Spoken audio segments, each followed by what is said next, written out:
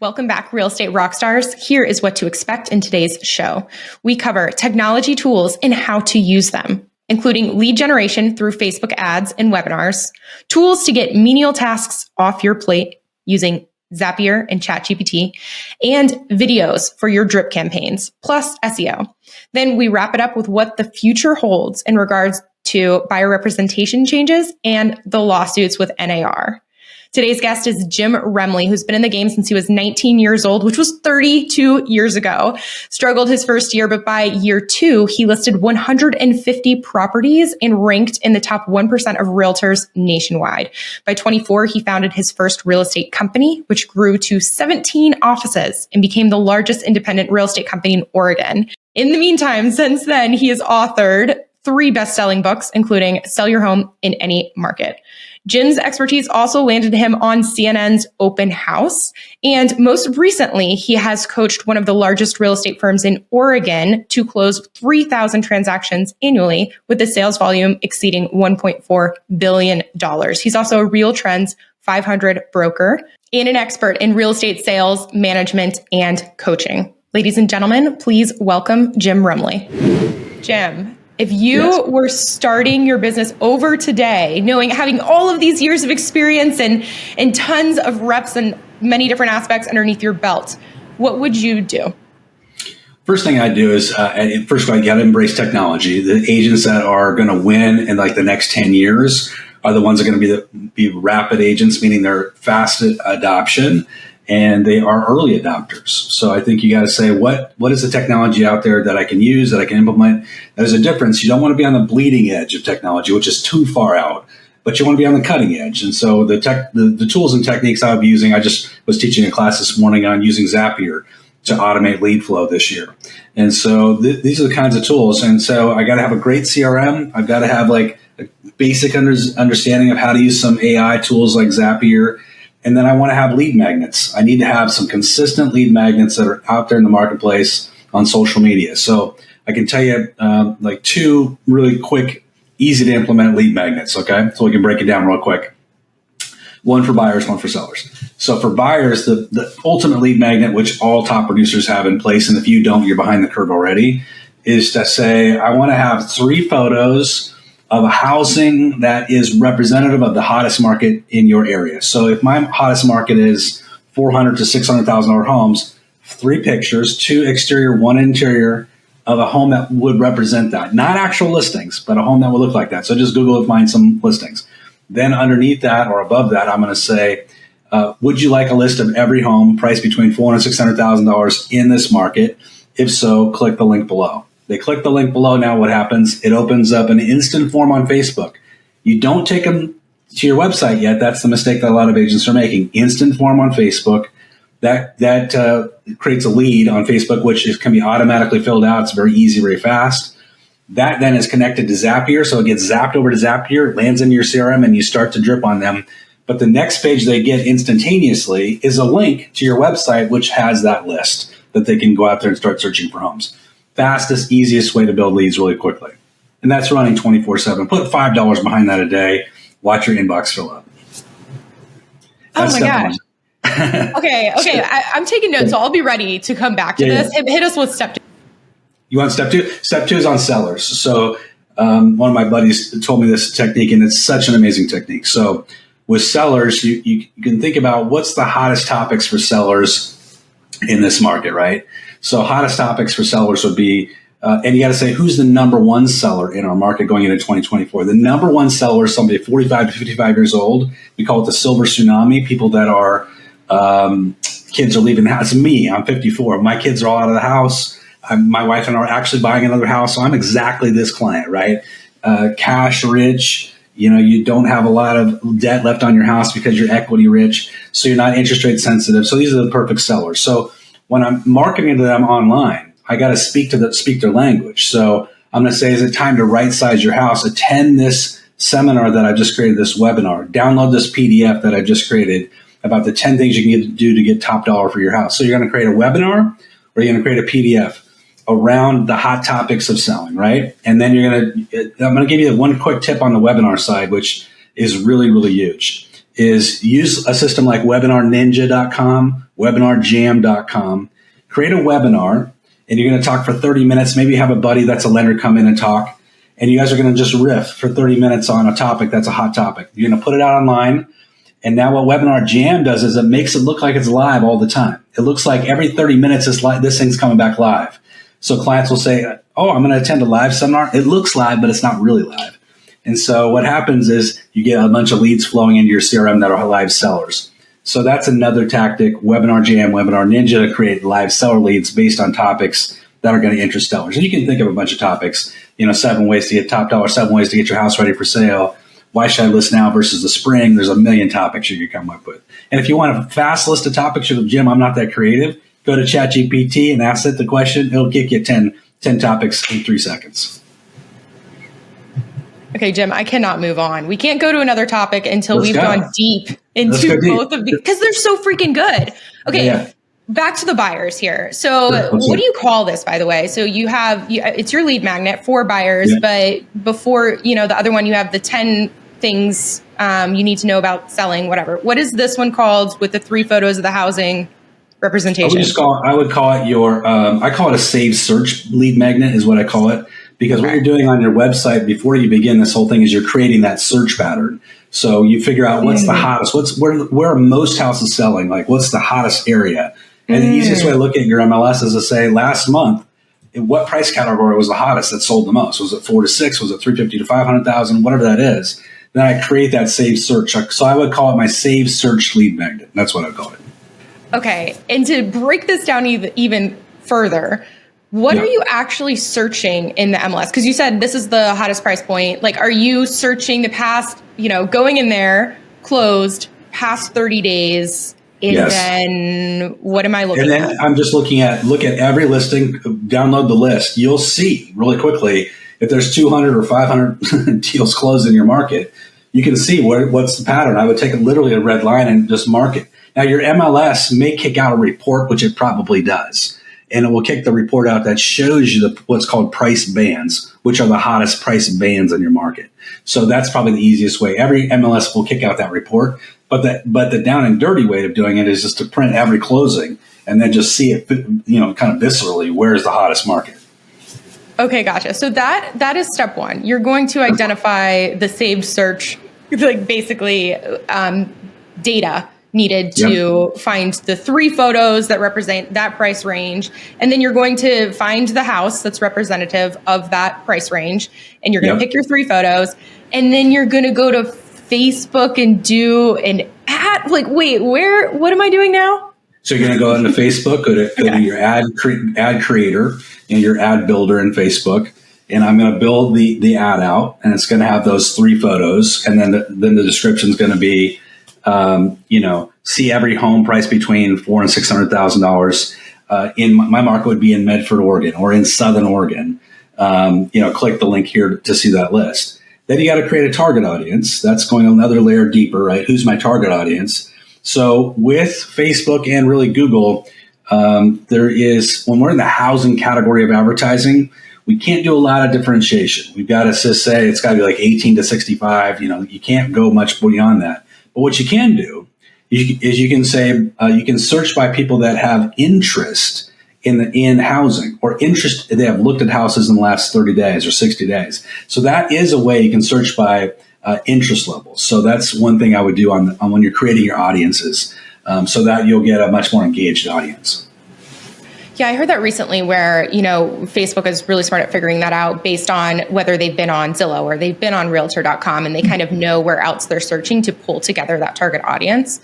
100%. And I think for this, because, some people who are like, man, I want to implement this in my business, but I'm already like a little bit overwhelmed. I think, and correct me if I'm wrong, that Facebook does like prompt you through this. Like if you have an idea, it will literally be like, we want this data, click next. Is that? Yes, it's very, very, I wouldn't call it simple, but it is very point and click. If you're able to navigate your MLS, you're able to navigate Facebook Ad Builder. It's not that complicated. It will maybe take you a minute or two, but there's also, something to be said for some people that are just like have a fear of technology almost. You still have to do these things. So it's not like you can just say, I'm not going to do this, because you're going to get run over by the competition who is doing it. Right. So what you have to do is say, okay, if it's not going to be me, who is it going to be? So you say who, not how. If it's beyond your scope to learn how to do it, then hire somebody who will do it, that can do it. And you can find really any college kid is going to be able to figure out Facebook Ad Builder. It's super simple. And they'll jump in and you can say, hey, here's this idea. I want you to implement this. And they'll create it for you. Okay. So to bring it back, if you were starting over today, you would embrace technology in the form of an example, using technology to generate leads and that marketing piece of your business, using both buyer and seller lead magnets through an example being Facebook ads. Yes. And question with the ads. So, they've walked through, they've clicked the buttons, whatever we're set up. How much per week, per month? Like what is the ad spend that you would recommend? Not much. I mean, for me, it would be, you always want to be testing it and, seeing what works and what doesn't work. I'd start at $5 a day. So $5 a day times 30 days is $150 a month. That's a really good starting point for a lot of agents. And then if you see traction though, and you say, hey, I got 3 buyers that were live buyers that I was able to start working with, and it's really gaining traction every week, then I would ramp it up. I'd say, okay, let's go from $150 to $300 a month. Now let's go to $600 a month. Just ramp it up as it gets bigger and bigger for you. Yeah, that makes sense. It's red light, green light, Green light, exactly. you hit the gas pedal a little bit. Is this working? Pause, and then push the gas a little harder there. Okay, gotcha. Exactly. So I'm at the point, I understand how much I should do for ad spend in the beginning. And then, so this ad is going out to the target audience that you've decided on Facebook, and people are clicking. And you mentioned instant form on Facebook, not direct to a website. What is your reasoning behind that? Because you'll lose some people between the point that they click and they say, okay, now I'm going off of Facebook. In fact, Facebook kind of puts up a little bit of a wall and it will say, you're now leaving Facebook. And people are like, oh, I don't want to leave Facebook. I want to stay on Facebook. So you want to make it super easy and I would call it frictionless so that they don't have any friction in filling out the lead form. They can just fill it out on Facebook. They can then you captured their lead, and then the next step is they get the link, and it will still take them off the website at that point. But at that point, you've already collected the lead, so you've already got the lead. That's the difference, and it's a big difference. It'll probably increase your lead capture by a minimum of 20%, in my opinion. Yeah, friction, making it as simple as possible in pretty much everything in real estate. If you make it easy for people, they're way more likely to do the thing. 100%. Way easier. Yeah. Okay, sure. So I'm at this point, we understand the instant form, you're collecting the data. And then as soon as you collect the data, a couple things is happening. That data is being zapped directly into your CRM. Yep. And they're also instantly getting the information that was promised to them. Is that correct? Yes. So what happens is the way you can set up the Facebook form is that they're going to fill out the form. That information through your Zapier connection is going to zap over to your website CRM. But the next page the client will see, it will say, oh, thank you. The next page will literally say, thank you. And here's the link for all the listings that are between the $460,000 to $600,000 price range. Click here. They click here. It takes them to your website where you have a saved search on your website that you've created that is a representative of what you promised. Okay. And then does the zap to your CRM, is that notifying the agent, hypothetically you, because this is what you would do, right? Yeah, for sure. At what point are you notified? And is it like speed to lead from that point where it's like a phone call, a text outreach, or is it like let them have fun on the website for a while? What does that look like?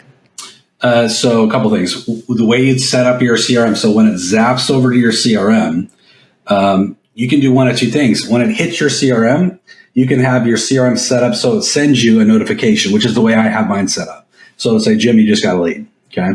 And I'll get an email to that effect, or I'll get a text to that effect. And that's the way I'd recommend you set it up.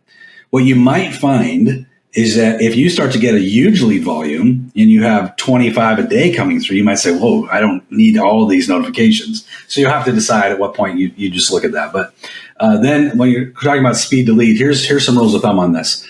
That you have to consider that if somebody's filling out a form with you, it's likely they're filling out forms with other people. So there is definitely a speed to lead. We call it the 5-minute lead time. Ideally, you're calling somebody within 5 minutes of a lead receipt. Now, that may not always be possible, but that's the ideal situation. and you'll have a much, much higher close rate on when you get to people within 5 minutes than if you take 24 hours. In fact, if you take 24 hours, 90% of the time you will not close them. So you have to say, I have to be within 24 hours. The shorter that period of time, the higher my likelihood of closing is. So my answer would be a phone call would be ideal. A text message is second to that. Third is an email. So email is kind of like your safety net, which is built into your CRM because you're going to have a buyer drip campaign set up. But let me give you a tip on the buyer drips today. So really quickly. So the issue with most CRM systems is that the buyer drips suck, right? They're written terribly, probably by somebody that wasn't in real estate or somebody that was in real estate 20 years ago. And so you read these things and it's just noise. Buyers recognize it as spammy noise. And so they delete it, they don't even read it. So what I would recommend is you rewrite all those buyer drips at the very least, but go a step further and really separate yourself from the competition and create a buyer video drip. A buyer video drip will completely transform your conversion ratio. So I'll tell you one thing that a lot of agents are doing that are high-level agents is you can have your traditional CRM, which I recommend you zap your clients over to, but at the same time, if you want to be really aggressive, your zap can zap it to another place too at the same time. So you can have multiple zaps. So the other place you can zap it to is BombBomb. So BombBomb.com. And you create a buyer drip, video drip on BombBomb. So that's 10 videos over 10 days or 6 weeks or whatever it is. But the first one is, hey, you just landed on my Facebook page and you click the link. Just want to say, hey, I'm here to help. If you have any questions, I'll be following up here in the next few minutes. Enjoy the search. I'm looking forward to talking to you. Something like that. Super simple, super sweet. And that's really going to help close ratio as well. Yeah, BombBomb's really good too because I like that you can see when it was watched and how much of it was watched and how many times they played the video, which is really helpful. But to confirm, the BombBomb still comes to like text or emails to them in the form of a link, right? They have to they can't play it from the message. They can play it. Actually, the way it looks is I don't know what the back end is happening there, but it looks as if you're playing it within the email. So that's the advantage of BombBomb. Most systems, you have to click a link to go outside. So BombBomb, it does appear that it's playing in the email. How they do that, I don't know. Okay, and do you know off the top of your head? If not, I mean, it's a quick Goog, but how much is BombBomb? I think it's about $50 a month, depending on your level. Zapier, the first five zaps is free. So there's no reason why everybody shouldn't start using Zapier. And then it ramps up from there. But Zapier is super inexpensive. So really, really cheap. Yeah, I'm really big on the Zap train too. And I can't decide. I call it Zapier or Zapier because I don't know which one it is. And I feel like everyone, dude, right? Everyone just says like a different thing for it. But Zaps makes sense, which is why it should probably be Zapier because it's Zaps. Okay. Wow. You just mind blown. Thank you, Jim. Okay. Got it. So at this point, we were talking about the lead comes in, which you're going to zap to the CRM. It's going to zap to BombBomb and it's going to immediately get that video, that face that, hey, you are human. You're not just, it really sets you apart. And man, that is the thing about video.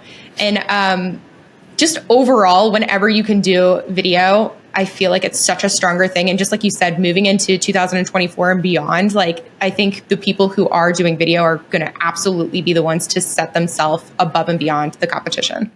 100%, 100%. And let me give you one more tip on the BombBomb train there really quickly. Love the tips.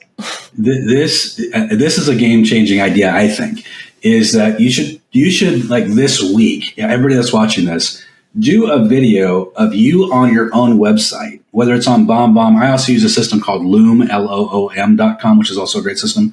So you record yourself on your own website and acting as a buyer. And here's what you say. You say, hey guys, I just want to take 3 minutes and show you how to use my website. So when you're searching for a home, you can understand, what to click and how to click it and how to save a search. And if you find a property you like, how to send it over to me. So I'm just going to walk you through it. Here's how you do it. And you walk people through the simple steps of using your website. Don't take a long time, 2 to 3 minutes. That's it.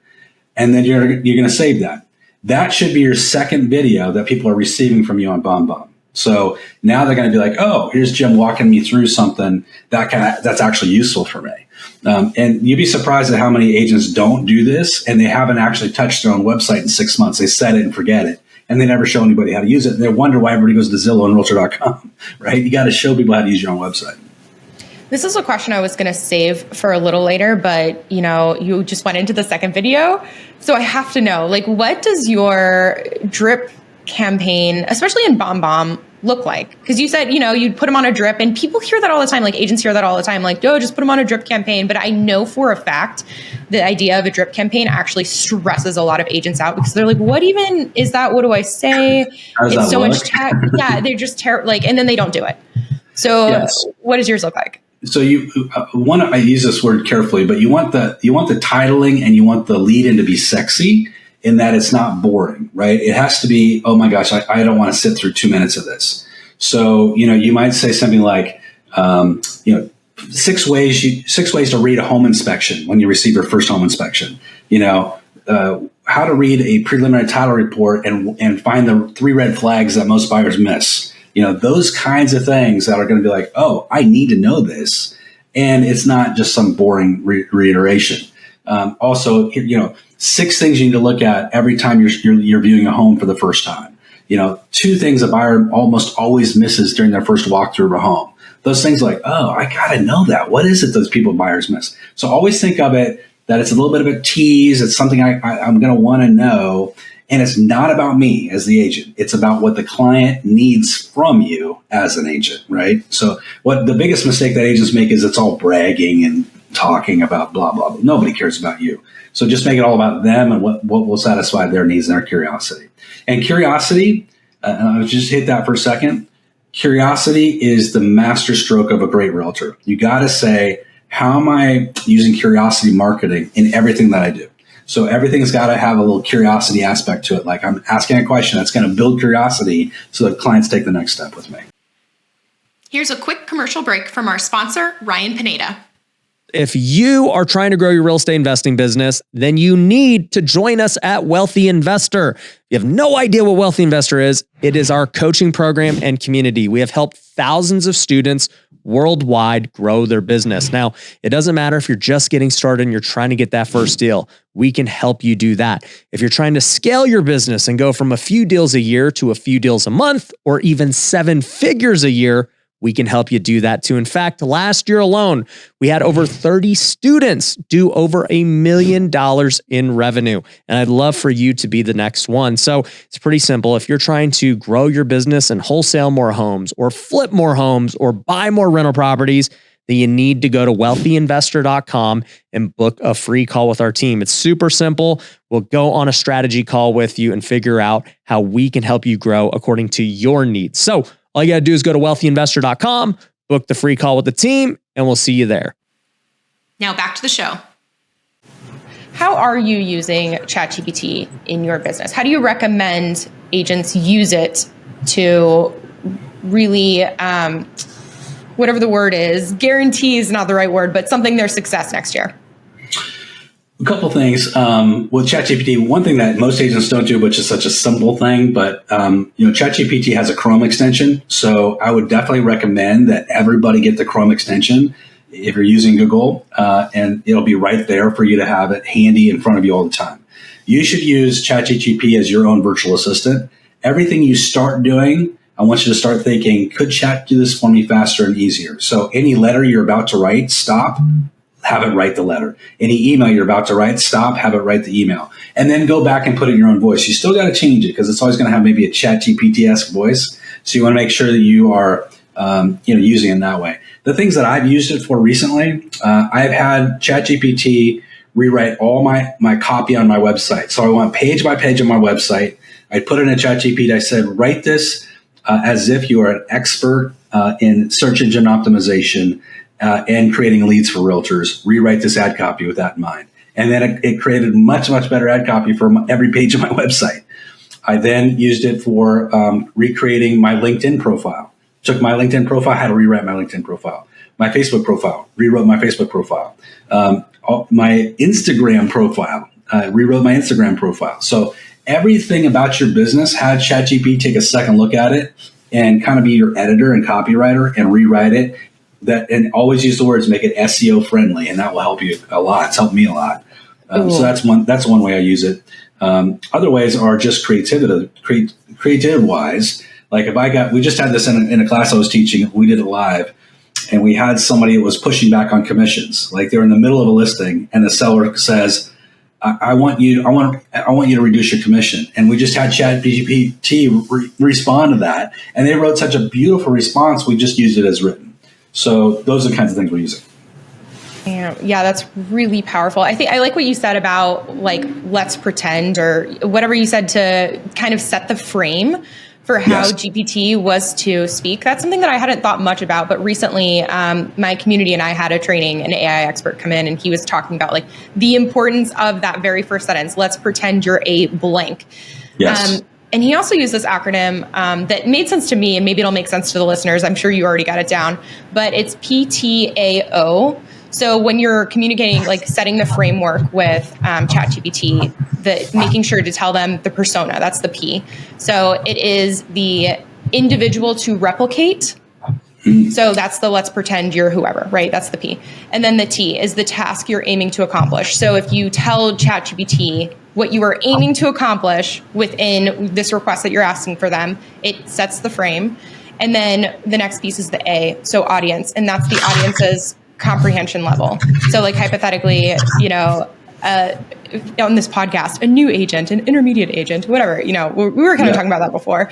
And then the last O is the output. So like the output is the form in which you want ChatGPT to provide the information. So whether that be like a social media post, an email, a text, in your case, it's that response, email to whatever.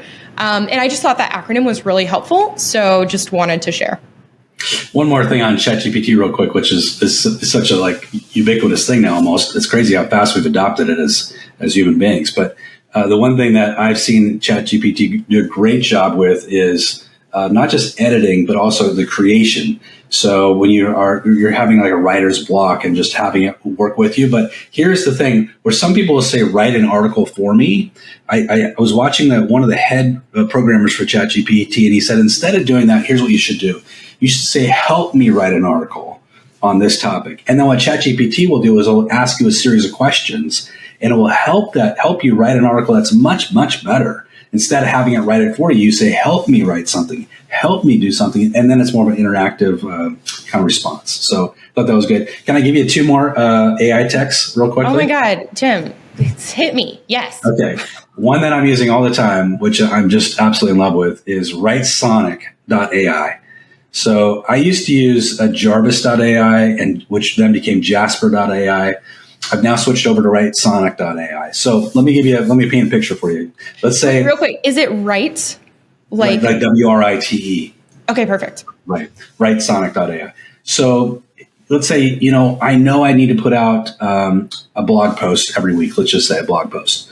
But I'm not a great writer, right? So I need somebody to help me with this. So with Writesonic, you can go in and say, write an article about where the real estate economy is headed in 2024, or give me a forecast for the real estate economy in 2024. I know I should do that, but that's like a lot of work and I don't want to do it. So what Writesonic will do is it'll give you 20 articles in front of you instantaneously and say, look at these articles. Do you want to use these? You check the boxes. Yes, I'll use that one, not that one. This one, yes, that one, not that one. This one, yes, that one. It then, within seconds, puts them all together, reads them all, digests it all, and then kicks out an article based on all that content, but it's now written by quote unquote you, okay? Because it's just amalgamized all that information. Now you can take that writesonic.ai article and you can put it on your blog post or whatever. This is really important for SEO. For you guys that are trying to get your websites off of page 11 on Google and you're trying to move up, if you start putting out an article a week that's relevant to your market, a great way to do that's, look at Google Trends, answerthepublic.com, and see what's trending in your market area. Then use that trend, whatever it is, have Writesonic write an article. It'll help you rise really quickly in the Google rankings. But let me go one step further with you. There's a system out there which I'm just starting to use called 11labs.ai. 11 Labs. What 11 Labs does is absolutely kind of mind-blowing, is you feed it in some recordings of your own voice. Okay, your own voice. So you feed it in, 3 or 4 recordings of your voice. And then you give it the article that Right Sonic's just written for you. It'll kick out an audio version which sounds just like you because it's an AI version of your own voice. And now you've got an AI version of that article in a voice, so that you can put out something that people can listen to in their car or as they're driving around. You want to send it out to your database. It's pretty radical. I had my wife come in. I said, listen to this. And she listened to an article that I had done this whole process with. She thought it was me. She couldn't tell the difference between the 11 Labs version of my voice and what we had just created. So I could go on and on, but those are a couple of cool systems. No, dude, I love that. So the other thing that immediately came to mind was voiceovers for like social media. Trending right now, like there's so many, of the reels are no longer as much talking head. And I feel like they're much like someone typing or like someone working out or whatever with like text over it. But you could probably do text or your own voice. And I feel like that would be a really efficient, super efficient way to crush some content. 100%. Okay, 11 Labs. I'm looking it up. I look up all these things, by the way. Like you're talking and I'm like looking up all this to add to my own business. How much? I can't find it. How is it? Is it free? Do you know how much that one costs? 11 Labs is super inexpensive. It's like $10 a month. I'll send you the link after this show, and then you'll have it for the audience. Oh my God, perfect. And also, listeners, if you've gotten something out of this so far, I know you have, head over to YouTube. Make sure you subscribe and like this show and all of the shows. Just do it. But also, before we hit record, you mentioned a tool that you were going to share with our audience. What is that tool?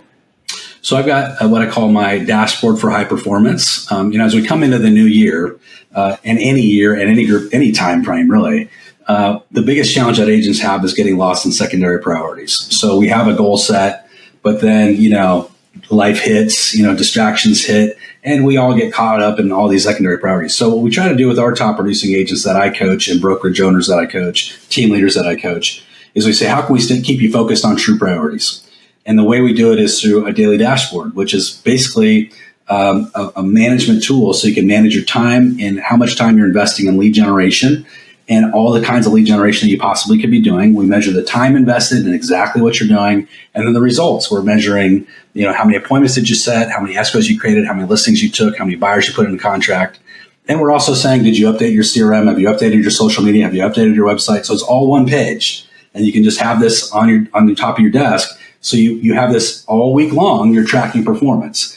As Jeff Bezos tells us, if you can't measure it, you can't improve it. So you've got to be able to measure performance if you want to get better. Anybody who goes to the gym and you're working out, you can't just walk in and just kind of wing it. You got to have a plan. You got to have a workout schedule to continue lifting higher weights, more reps. Same thing for us in real estate.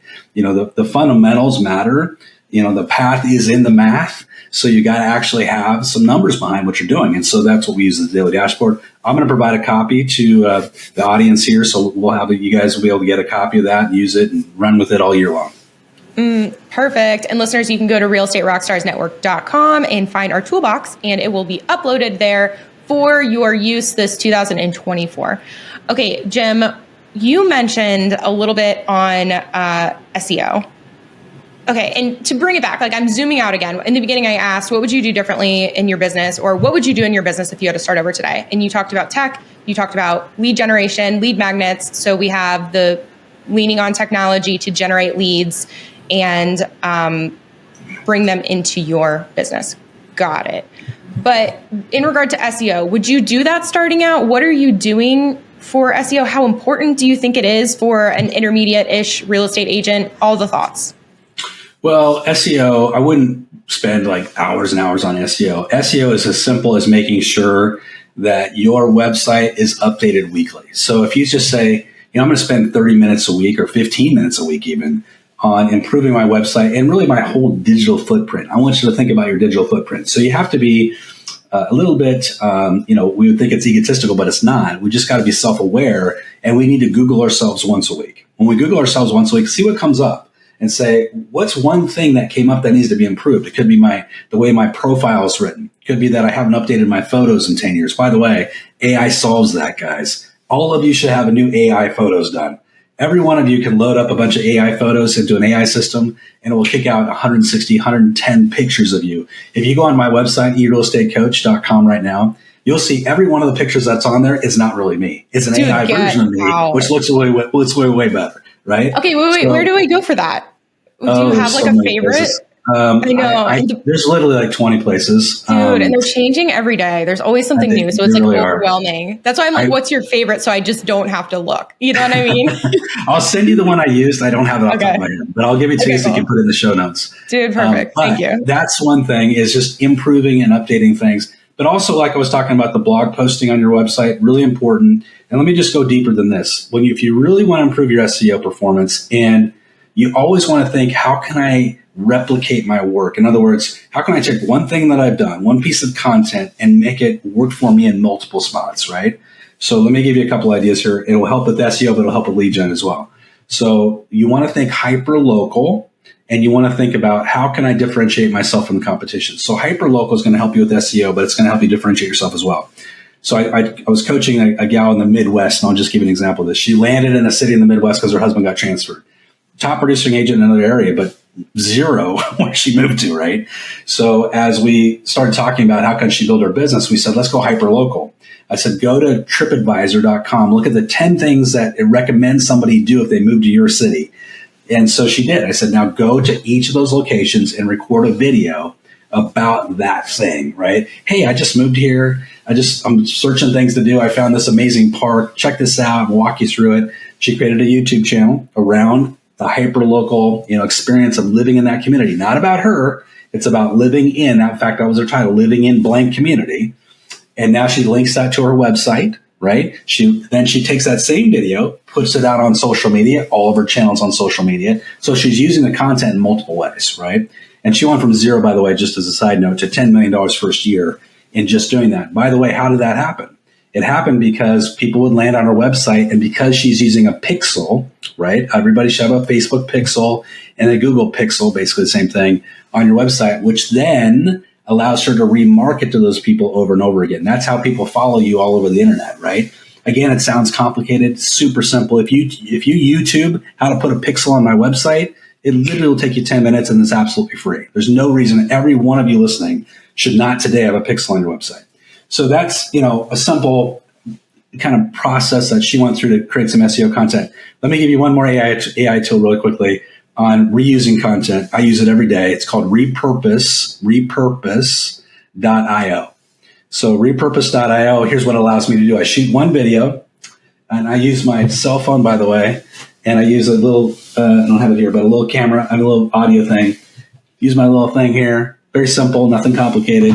I load that up into Dropbox, and then what repurpose.io does is it reaches into Dropbox, pulls it out, and then it will push it out to every place I want it to go. LinkedIn, YouTube, Facebook, Instagram, TikTok, all my places. I don't have to go repurpose it all. It does it for me.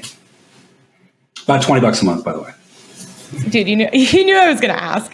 And it's funny that you said the thing about the pixel, because I had the question written down of what do you mean pixel? Because my husband is a marketing nerd, so he talks pixels and retargeting and all the things. But I know that even a year ago, I wouldn't have had any idea what you were talking about. And actually, could we expand just a little bit more on, okay, how to put a pixel on my website. They're going to go to YouTube. They're going to figure that out. They're going to put the pixel on there. But what actually happens after that? What is the pixel actually? Clearly, I'm trying to figure it out. So what's the pixel doing? What the pixel doing is, you can think of it as just it's watching. It's a listening post. And anybody that lands on your website, Facebook is like, oh, that person landed on the website, and it remembers who that person is. So now what I'm creating a new Facebook ad. I create my audiences. And so I can have multiple audiences. So I can have my one audience that's 18 to 65 years old, has been looking at houses, for the last 2 years or whatever, or last 6 months or last month, whatever that is. But I can also have another audience that says people that have visited my website within the last 180 days, right? So now everybody that's visited my website, is going to also see that ad, right? And now I'm going to stay in front of them. That's how people track you around the internet. And Facebook makes it really simple. It'll say literally that. People that have been on my website the last year, last 30 days, last 60 days, last 180 days. So that's a really simple way of using that. That's what's called remarketing. And let me go one step further for agents that want to take it up a notch. Is all of us should be working a sphere of influence. We should be building our CRM, our database of people. That database, I would say every month or two, I should take every email in that database. I should go over to Facebook, and Facebook has a place that's called in Facebook ad campaign or an ad manager called audiences. And I'm going to click on audiences, and it's going to have a place in there where I can upload my entire email database.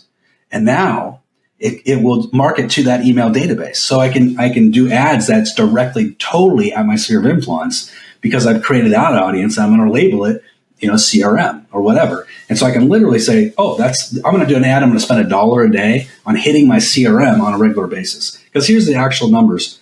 When you do a post on your business page or even your personal page, only 4 to 6% of your audience will see that. And these are people you think, they're going to, 100% of people are going to see it. No, they're not. Very, very few are actually going to see it. So that's why I need to do some remarketing to really put some stuff in front of them. When you do that, is it when you're uploading your entire email database to, the Facebook audiences, is that local only, or hypothetically, these people are all over the country, all over the world? Does it work worldwide, or is it only because location specific because that's where you're running the ad? No, it's you can certainly geographically zone your ad and say I want only people that are in this geographic zone. But for remarketing ads, where I just want it to be in front of my sphere of influence only, I would say it's worldwide. You don't want to limit it geographically because it's only going to put it in front of those specific people.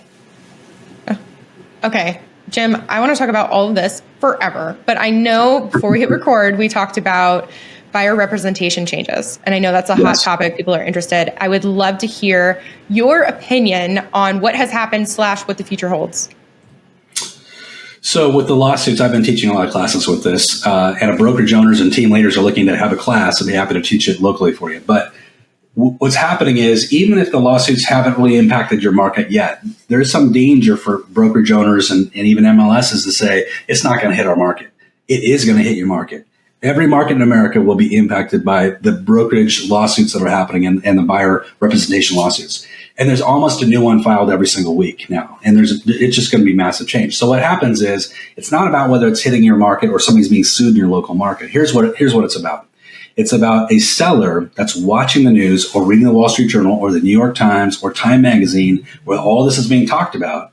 And suddenly they say, when you go out to take their listing, hey, I just read an article that says I don't have to pay a buyer agent commission anymore. Is that true? Now, you might be a great agent and you might be able to say, yeah, it's true, but it's not in your best interest. And you might be able to overcome that, and you probably can. But here's the problem. The problem is that there's a ton of agents in your local market who are super weak. They're desperate. They're clinging to life. They barely have any transactions, and they'll take any listing at any cost. They don't care about paying a BAC, a buyer agent commission. So they'll get their 2 or 3% on their sell side, and then they'll say, let's put 0 on the buyer agent commission side. We're seeing this across the country, by the way. So now, doesn't matter how strong I am as an agent, when I start to go out and show buyers homes in my local market, now I might see a couple, 2, 3, 4, 5 listings of the listings that I'm showing that are 0 BAC. What am I going to do? I've got to now have a conversation with my buyers and say, well, guys, of the 10 listings we're going to look at today, 2 of them are not offering a buyer agent commission, which means I'm going to have to ask you to write me a check at closing to pay for my services because the sellers in this cases are not paying for my services. This is the big transition that's going to happen in our industry, is that we are going to have to start treating buyers like we treat sellers, and buyers are going to start signing buyer representation agreements to make sure that we get paid. And that's a whole big, massive conversation about how we deal with that. I'm going to tell you 3 quick things that every single agent in America should do. Number 1, you have to have a buyer representation presentation. In other words, you have to have, just like a listing presentation, you need a buyer presentation that outlines your value. Why should somebody ever write you a check for $10,000, $20,000, $30,000? So buyer presentation. The second thing you need to do is get really, really familiar with buyer representation agreements in your market area. Every market area has one. It's just like a listing agreement. It's something a buyer will sign that says you're going to get paid a fee if they buy a house and the VAC is not being offered. And the third thing is you got to get really familiar with handling the conversation around commissions and not be afraid of it, but be somebody that's really strong and confident in presenting why you're worth what you're worth. So literally this is like a 3-hour conversation, but that's my 5-minute version of that. I want more. Actually, and speaking of that, people who are listening, you just dropped freaking bombs after bomb. And, you're also like 50. What did you say in the beginning? 54. You're a silver tsunami, I think was the word. Silver tsunami. That's right. Yeah. And most, silver tsunami, they don't keep up just as well as you do. I mean, you are very impressive with all of your cutting edge technology talk, all the things. Love it. So listeners who are dying for more, where can they go to find more of you? So if they want to jump in, we have we're on all the platforms that you can imagine under eReal Estate Coach. We've got a YouTube channel. We're on TikTok. We're on Facebook. We're on Instagram. We've got a website that's eReal Estate Coach. It's E like elephant, realestatecoach.com. I specialize in brokerage coaching and team coaching, but I also do a lot of agent coaching as well. So if you're a brokerage or a team looking to grow, once you want to get focused on recruiting and retention and building profitability and culture building and system building and staff, love to have a conversation with you. And let me just, can I add one more thing? We just released a webinar, which a lot of people might be interested in. It's called Rockstar Recruiting. It's a 2-hour, super intense, free webinar everybody can get into over at erealestatecoach.com. Right on the top of the page, they can click it. They get a ton of ideas on recruiting in the market. And I have to ask, is that a webinar jam? Is that we're thinking it's live? That is not a webinar jam. I did not do it as webinar jam. I should have done it as webinar jam, but I did not. It's not too late, Jim. You could still do it as a webinar jam. I can redo it. Okay, perfect. Jim, I got just a couple of wrap-up questions. And sure. Wrap-up question number 1 is, what's something cool that you've learned recently? The thing that I learned recently is PTAO, which you just taught me. And I wrote it down. I'm going to use it in my next coaching session. I love it. Yes, dude, I'm happy. Okay, perfect. Love it. Jim, what events are you going to in 2024, if any? Well, I've been invited to speak at a ton of events. So I'll be a featured speaker, maybe near you. So I'm excited about that. Do you have any that you want to throw at us? Because I'm a self-proclaimed event junkie. Yeah. So I'll send you a list because it's a long list, and I'll send you a list along with everything else I'm sending you. We're going to have great show notes on this one. Okay, we already hit where people can find you. How can listeners help you in your business? One thing they can do is if they know of a broker or a team leader that needs to grow, they may be struggling, or they just have some challenges recruiting, refer them over to us. That's the best thing anybody can do. At eReal Estate Coach, we'd love to help. I'm passionate about helping brokerages grow. Last question. What did we not cover that you really, you want to share, if anything? I would say that the number one thing that agents don't do that they should be doing is, we talked a lot about technology and all the cutting edge things. Kind of back to your first question, what would I do differently as a new agent? Is really stay focused and diligent with your sphere of influence. Your sphere of influence is the greatest asset you have, and you got to treat it like that asset. And if I was going to come to you today and say, hey, what is the number of people that you have in your sphere right now? You should be able to tell me it's 122, it's 344, it's 825. If you can't answer that question, you're not in control of your business. So if you want to get in control of your business, get in control of your CRM. That's the one thing I would have talked a little bit more about today. Okay, well, now I have one more question because you've mentioned it several times. Do you have a preferred CRM for you personally? What do you think is the best out there? There's a ton of them. I think the biggest one everybody's using right now is Follow Up Boss. I like Lion's Desk. Follow Up Boss. I think those are the big ones that I'm seeing people using right now. Okay, perfect. Yeah, my little curveball of a final question there for you. But Jim, thank you so much for coming on the show today. Freaking so fun hanging out with you. My pleasure. Listeners, make sure go follow him, share him all the love in the world. Go to get his tool at realestaterockstarsnetwork.com and check out his website. All of his links will be in the show notes. And listeners, if you want to hang out with me and the owner of the show, we are The Shelby Show and Aaron Amuchastegui on the gram. Hit us with feedback. We want to know what you like, what you don't like, who you don't like. We want it all. And guys, that is all we have for today. Thanks again for coming on the show. And Real Estate Rockstars, thanks for listening.